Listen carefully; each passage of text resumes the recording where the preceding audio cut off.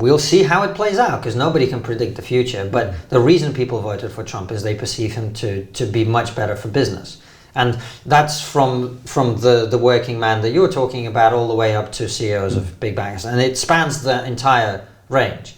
Nobody in the small business or big business world in America was thinking, oh, this is going to be terrible for us when Trump comes in. No, they're quite the opposite, right? So that's part of his appeal. And America is a very business-focused culture, much more than we are. You know, in Europe, we talk a lot about public services and, you know, the government bureaucracy and whatever. In America, people are very interested in business. Normal people. How do you create a thing that makes you money? How do you advance?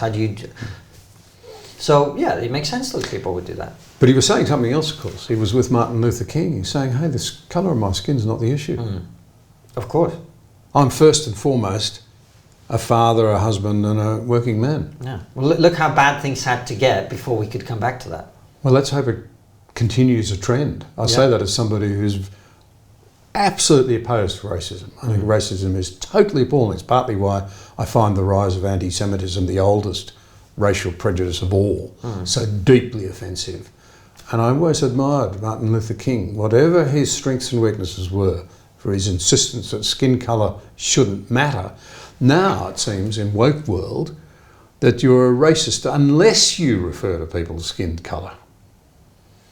Yeah, I think that's shifting. I think well, that's this bloke, evidently, if he's part of a trend, and we know a lot more black people voted for Trump this time. I just think that argument is washed out now. I think that argument has been disproven.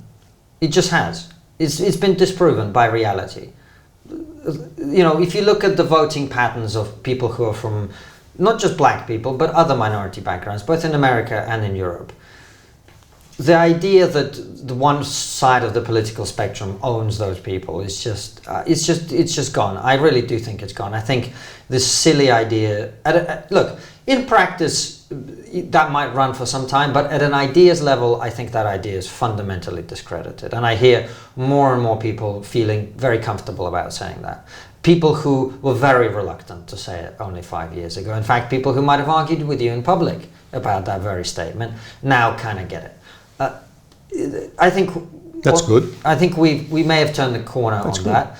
The one thing that really struck me, because we were in America at the time of the election, was the non-reaction. Do you remember 2016, the pussy hats, the protests, this, that?